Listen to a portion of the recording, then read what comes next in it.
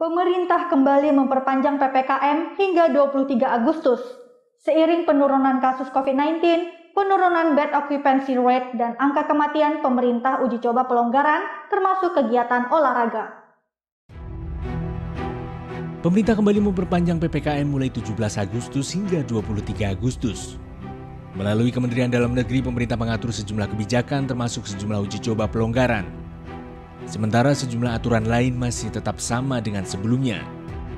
Uji coba pelonggaran diberikan pemerintah seiring menurunnya kasus COVID-19, penurunan bed occupancy rate, dan penurunan angka kematian. Pemerintah melakukan pelonggaran secara bertahap. Jika sebelumnya diterapkan uji coba protokol kesehatan di pusat perbelanjaan, pada perpanjangan PPKM kali ini pemerintah memutuskan melakukan uji coba protokol kesehatan pada kegiatan olahraga.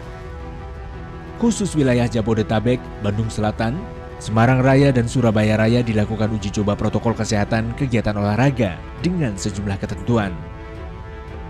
Kegiatan olahraga di ruang terbuka secara individu maupun kelompok kecil maksimal 4 orang. Tidak melakukan kontak fisik dengan protokol kesehatan ketat. Kegiatan olahraga pada ruangan tertutup, kegiatan olahraga berkelompok, dan pertandingan olahraga ditutup sementara. Fasilitas olahraga di ruang terbuka diizinkan dibuka dengan 25% dari kapasitas maksimal. Selama kegiatan olahraga, masker harus tetap digunakan, kecuali olahraga yang harus melepas masker, seperti renang yang hanya boleh dilepas saat aktivitas olahraga. Pengecekan suhu dilakukan pada setiap orang yang masuk ke fasilitas olahraga.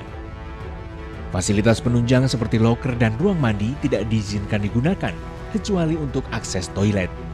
Rumah makan dan kafe di dalam fasilitas olahraga tidak diizinkan menerima makan di tempat.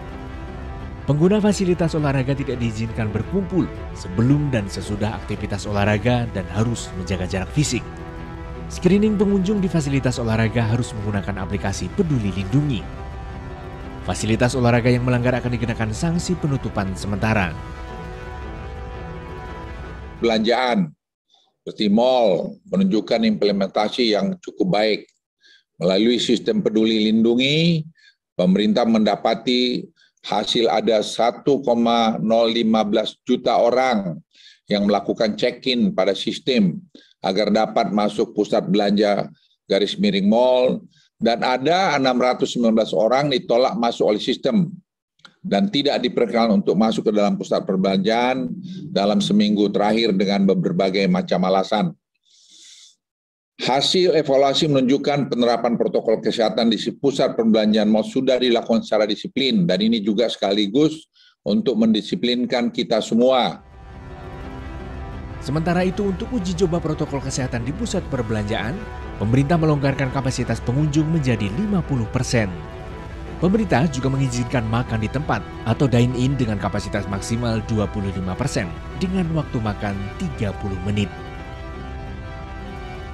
Dari Jakarta, Tim Liputan iNews melaporkan.